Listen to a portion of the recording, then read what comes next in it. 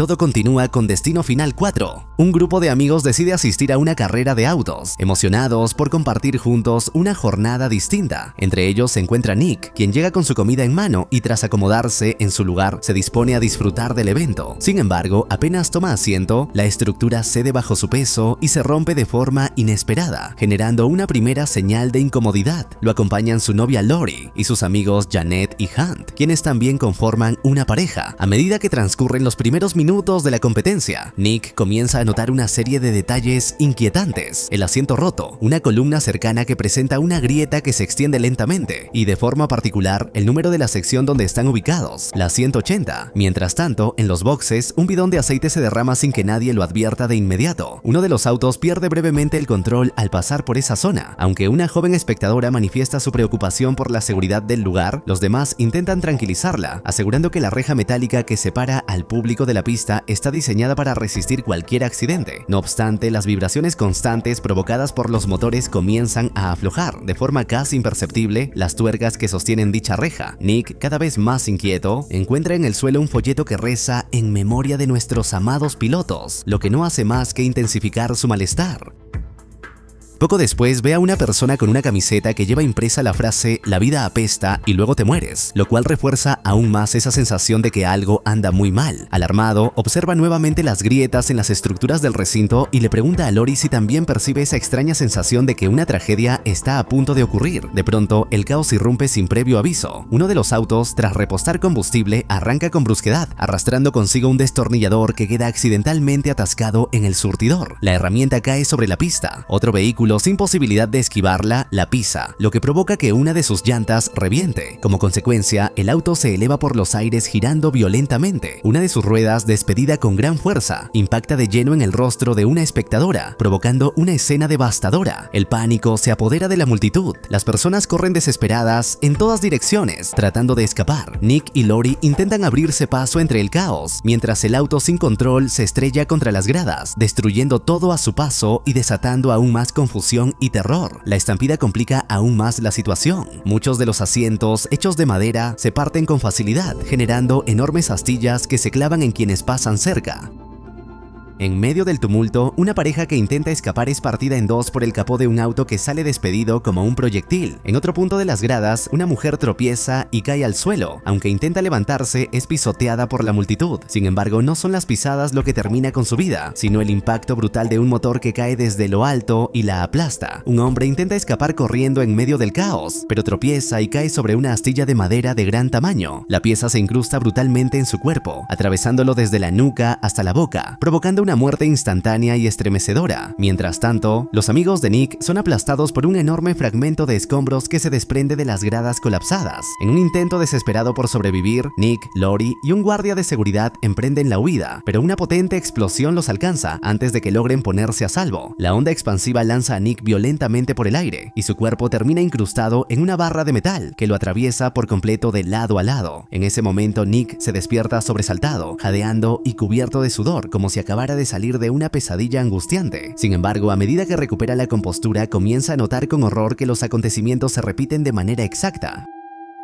Los mismos gestos, palabras y situaciones vuelven a desarrollarse ante sus ojos como si estuviera reviviendo el mismo instante. Consciente de lo que está por suceder, Nick intenta alertar a sus amigos. Les advierte con precisión sobre cada uno de los detalles del accidente inminente, describiendo incluso las consecuencias, pero ellos reaccionan con escepticismo, lo observan con desconfianza, incapaces de comprender la gravedad de sus palabras. Al ver ingresar al vehículo que, según él, dará inicio a la tragedia, Nick entra en pánico y les grita que deben huir de inmediato. Uno de sus amigos, molesto, se niega a hacerlo, argumentando que ha invertido demasiado dinero en asistir como para marcharse ahora. La tensión aumenta. Nick tropieza con un espectador y antes de que pueda ser agredido, escapa apresuradamente junto a Lori. Los acompañan el guardia George, el mecánico Andy con su novia Nadia, un hombre llamado Carter y una mujer de nombre Samantha. Tal como Nick había predicho, el accidente ocurre. En medio del caos, Carter intenta regresar para buscar a su esposa, pero George le impide el paso, priorizando la seguridad general. En ese mismo instante, una llanta despedida por el impacto cae desde el cielo y decapita a una joven delante de todos, dejando a los presentes paralizados por el horror. Más tarde, el grupo logra reunirse en una cafetería cercana, aún profundamente conmocionado por lo sucedido.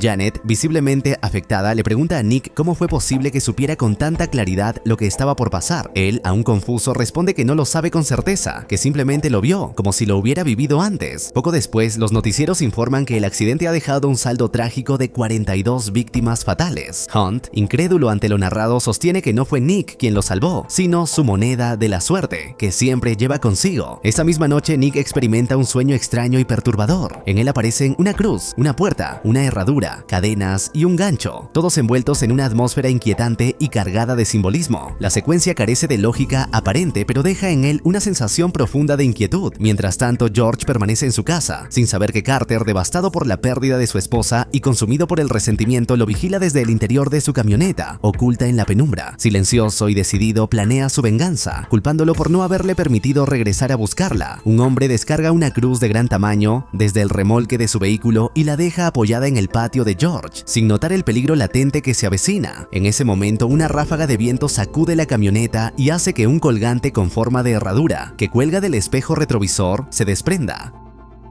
La herradura cae con precisión sobre el estéreo del vehículo, activándolo repentinamente a un volumen ensordecedor. La intensa vibración provocada por la música hace que varias latas de cerveza, mal colocadas en el interior del vehículo, se desplacen y caigan directamente sobre la palanca de cambios. Esta acción accidental activa el movimiento de la camioneta. El hombre, al darse cuenta de lo que ocurre, corre para intentar detenerla, pero queda atrapado entre unas cadenas sueltas que cuelgan de la parte trasera. Las cadenas, arrastradas violentamente por el suelo, generan chispas al rozar con el pavimento. Estas, al entrar en contacto con un charco de gasolina que se ha derramado desde el vehículo, provocan una explosión inmediata. El hombre queda envuelto en llamas y muere calcinado en cuestión de segundos, sin posibilidad alguna de salvarse. Al día siguiente, los noticieros locales informan sobre el trágico incidente. Lori, alarmada por las coincidencias, llama a Nick para que vea el informe televisivo. Al observar las imágenes del lugar del accidente, Nick reconoce de inmediato la puerta del garaje. Es la misma que había visto en uno de sus sueños recientes. Mientras tanto, en un parque cercano, dos hermanos juegan despreocupadamente al fútbol. En medio de la partida, uno de ellos reta al otro a lanzarle una piedra a un cartel distante. Su madre, Samantha, les entrega algo de dinero para que sigan entretenidos mientras ella se dirige a la peluquería, confiando en que estarán a salvo.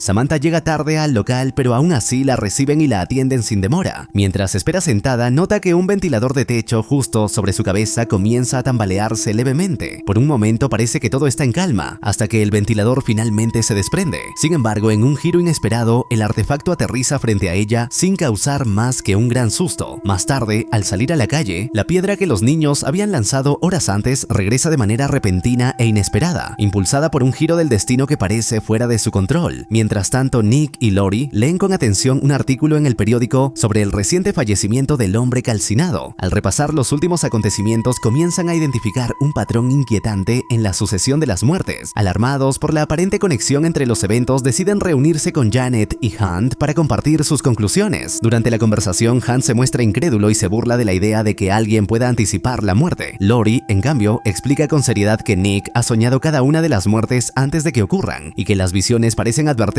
claras. Para respaldar su afirmación, Nick saca una carpeta repleta de recortes de periódicos y documentos. En ella ha reunido información sobre accidentes pasados que, de algún modo, se relacionan con los hechos actuales. Uno de los artículos llama especialmente la atención. Habla del famoso accidente del vuelo 180. Nick expone su teoría con claridad. Según él, todos los que sobrevivieron a la tragedia más reciente están muriendo ahora en el mismo orden en que deberían haber fallecido originalmente durante el accidente en el autódromo. Si logran salvar a la siguiente persona en la secuencia, podrían interrumpir la cadena fatal y romper el ciclo. Dado que Nick no logra recordar con precisión quién es el próximo en la lista, deciden acudir a George para revisar las grabaciones de seguridad tomadas durante el evento. Con la ayuda de las cámaras del autódromo, logran reconstruir el orden de los sobrevivientes. Descubren que la secuencia es la siguiente. Primero está el mecánico Andy, luego Janet y Hunt, más tarde George, seguido por Lori y finalmente el propio Nick. Con esa información en mano se dan cuenta de que el tiempo es su enemigo y que deberán actuar con urgencia si quieren alterar el destino que parece escrito para cada uno de ellos. Los tres, con creciente urgencia, se dirigen al taller donde trabaja el mecánico, esperando llegar a tiempo para advertirle del peligro inminente. Al encontrarlo, él se muestra reacio a hablar sobre el asunto. Explica, visiblemente afectado, que perdió a su esposa en ese mismo lugar, lo cual lo hace negarse rotundamente a escuchar teorías o advertencias relacionadas con la muerte.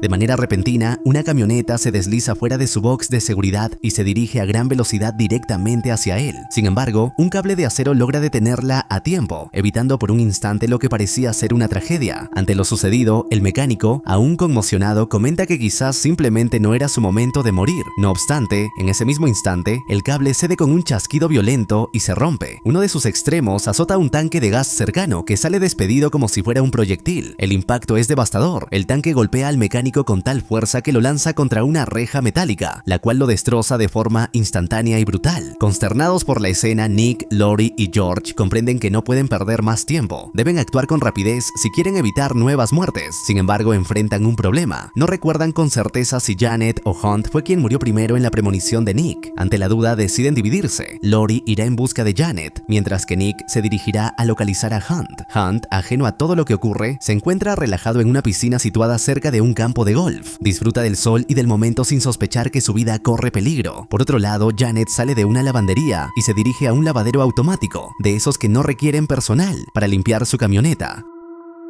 El proceso de lavado inicia sin inconvenientes, pero pronto surge un problema. La antena del vehículo se quiebra y provoca un cortocircuito en el sistema. El auto se detiene justo en el centro del túnel de lavado, mientras los rodillos y cepillos continúan funcionando. A medida que una tubería rota comienza a filtrar agua, el interior del vehículo comienza a inundarse rápidamente. Janet, atrapada, intenta desesperadamente salir. El agua sube con rapidez y apenas logra sacar la cabeza a través del techo corredizo. Sin embargo, antes de poder liberarse, una chispa eléctrica reaviva el sistema y el auto empieza a avanzar violentamente, con los mecanismos aún en funcionamiento, mientras su cabeza sigue atrapada en la abertura. Justo cuando todo parece perdido, Lori irrumpe en el lugar. Sin dudarlo, embiste el vehículo con el suyo y logra empujarlo con suficiente fuerza como para liberar a Janet en el último instante, salvándola de una muerte segura. Mientras esto ocurre, Nick intenta infructuosamente comunicarse con Hunt. Conduciendo por la ciudad, observa un cartel publicitario que lo sobresalta y le provoca una nueva visión. Monedas, una tubería, agua. Tomándolo como una advertencia, decide dejarle un mensaje a Hunt, rogándole que se mantenga alejado del agua. En la piscina, Hunt está por responder el mensaje cuando un niño jugando con una pistola de agua moja accidentalmente su celular, inutilizándolo por completo.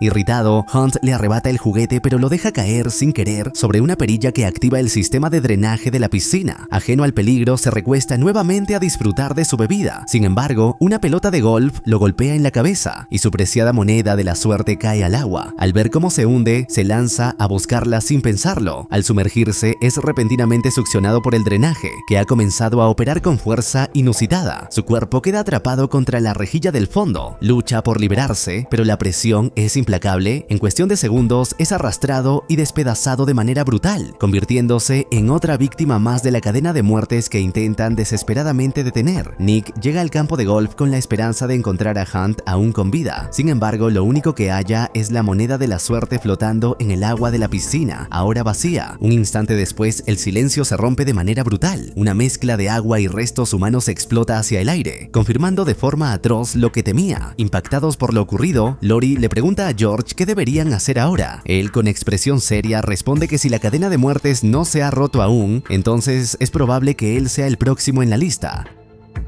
Preocupados, Nick y Lori regresan a su hogar. Una vez allí, comienzan a cubrir con cartón, cinta adhesiva y toallas todos los objetos que, según su criterio, podrían representar algún tipo de amenaza. Están decididos a eliminar cualquier posible causa de accidente. Mientras se ocupan de esas tareas, Lori no puede evitar expresar su inquietud. Se pregunta en voz alta cómo es posible que George conserve la calma sabiendo que su vida pende de un hilo, mientras ella siente que la ansiedad la consume con cada minuto que pasa. De pronto, una ráfaga de viento atraviesa la ventana entreabierta y vuelca una taza de café. El líquido se derrama sobre un periódico, empapando casi por completo sus páginas. Solo una frase notablemente visible permanece intacta entre las manchas. Por actuar, se salvaron. Nick lo interpreta como una señal clara. No deben permanecer pasivos ni resignarse. Deben seguir interviniendo. Motivados por esta revelación, ambos se dirigen a la casa de George. Golpean la puerta insistentemente, pero no reciben respuesta. Al ver que nadie abre, deciden ingresar por su cuenta. Ya dentro, comienzan a recorrer la casa llamando a George por su nombre. Al notar una luz encendida al fondo y oír un ruido procedente de una de las habitaciones, corren hacia allí. Al abrir la puerta, lo encuentran en medio de un intento desesperado por quitarse la vida. Está colgado de una cuerda que, por fortuna, se rompe antes de que el acto se concrete.